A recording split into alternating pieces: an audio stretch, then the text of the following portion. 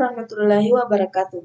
Perkenalkan, nama saya Asrini dari Prodi Akuntansi Universitas Muhammadiyah Makassar dengan NIM 105 7311 05720. Video ini dibuat untuk memenuhi tugas akhir dari mata kuliah pengantar perpajakan dengan dosen pengampun atas nama Ibu Saidah Said, Sarjana Ekonomi Magister Akuntansi, di mana saya akan menjelaskan salah satu pokok pembahasan materi yang telah dijelaskan, yaitu konsep dasar perpajakan.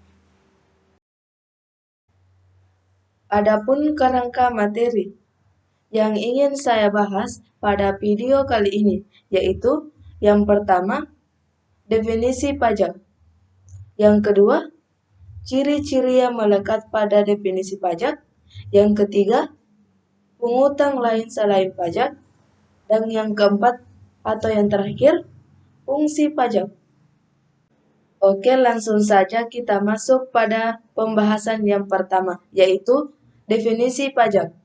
Di mana definisi pajak di sini terbagi menjadi dua pendapat, yaitu menurut Profesor Dr. Handus Rahmat Sumitro SH, di mana dia berpendapat bahwa pajak adalah iuran rakyat kepada kas negara yang berdasarkan undang-undang yang dapat dipaksakan dengan tidak mendapat jasa timbal balik atau kontrak deskripsi langsung yang dapat ditunjukkan dan digunakan untuk membayar pengeluaran umum negara, di mana dapat disimpulkan bahwa iuran dari rakyat kepada negara yang berhak memungut pajak ialah negara. Iuran tersebut berupa uang atau bukan barang berdasarkan undang-undang pajak yang dipungut berdasarkan atau dengan kekuatan undang-undang,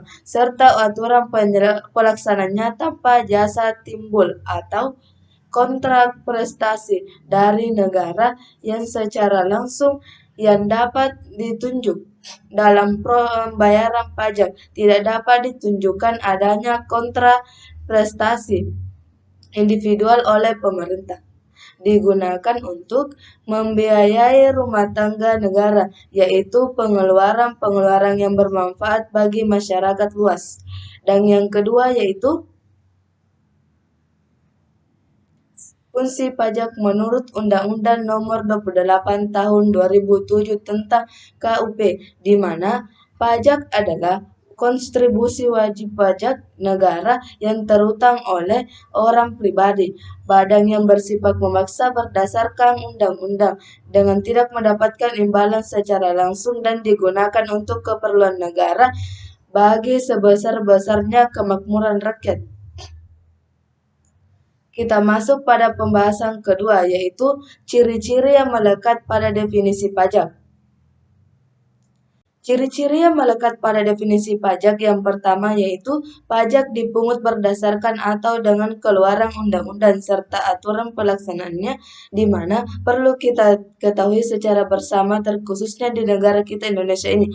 Pajak merupakan sumber utama penerimaan negara yang digunakan oleh negara. Oleh karena itu, pajak merupakan ujung tombak pembangunan suatu negara. Selain itu, pajak digunakan membiayai pengeluaran negara yang bersifat self-regulating. Yang kedua yaitu dalam pembayaran pajak tidak dapat ditunjukkan adanya kontrak prestasi individu oleh pemerintah, di mana dalam kontrak adalah sesuatu yang harus diberikan oleh suatu pihak atas prestasi pihak yang lain.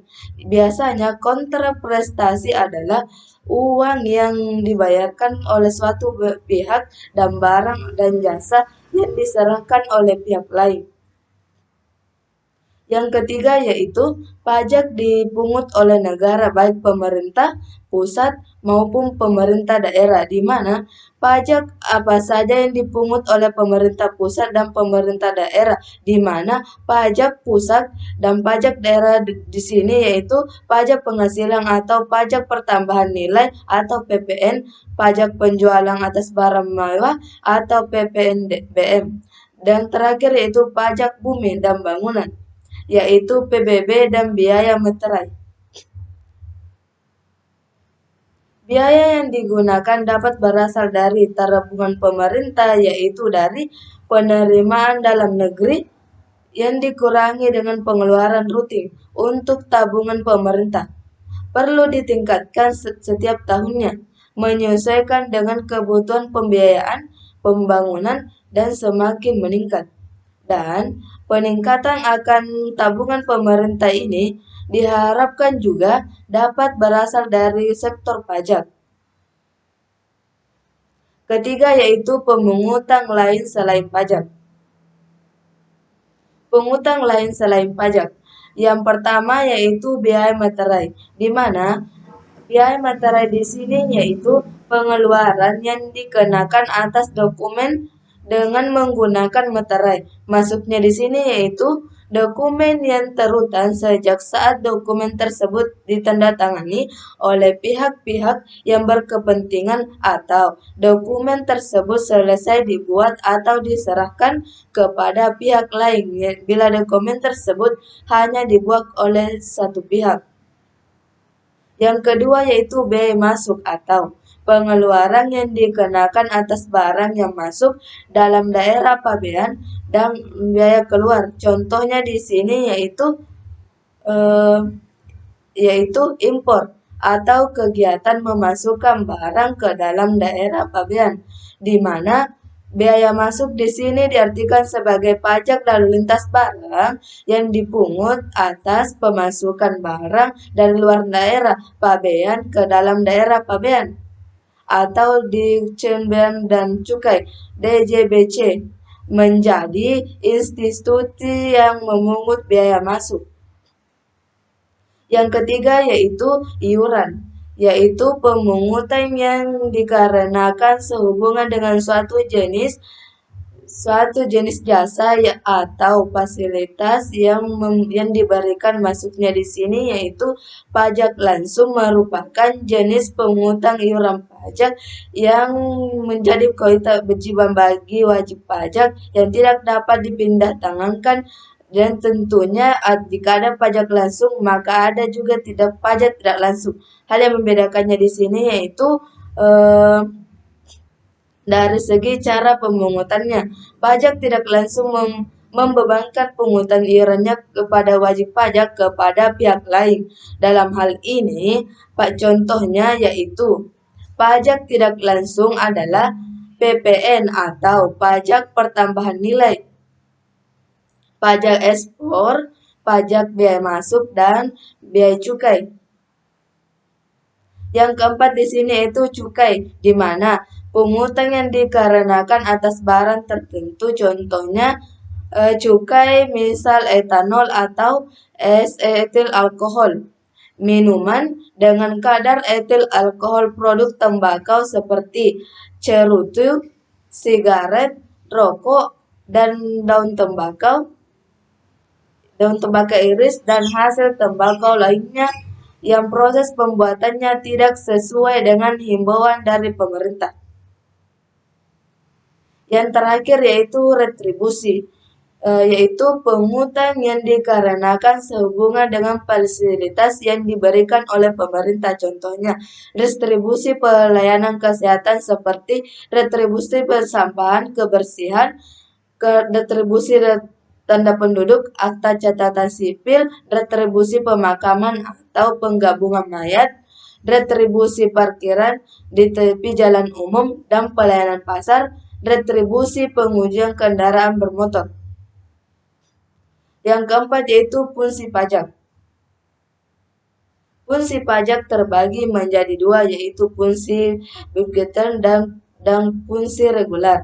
Yang pertama yaitu fungsi budgeter, yaitu Pajak merupakan salah satu sumber penerimaan pemerintah untuk membiayai pengeluaran baik rutin maupun pembangunan sebagai sumber keuangan. Contohnya di sini yaitu menggunakan pajak yang tinggi terhadap minuman keras. Tujuannya adalah agar harga minuman keras tersebut tidak terjangkau oleh semua kalangan. Yang kedua yaitu fungsi reguler, yang artinya pajak sebagai alat pengatur atau melakukan kebijakan pemerintah dalam bidang sosial dan ekonomi. Contohnya di sini yaitu tarif pajak untuk ekspor sebesar 0% untuk mendorong ekspor produk Indonesia di pasar dunia. Terima kasih telah menonton dan menyaksikan video pembelajaran saya. Kurang dan lebihnya mohon dimaafkan. Wabillahi taufiq wal hidayah. Assalamualaikum warahmatullahi wabarakatuh.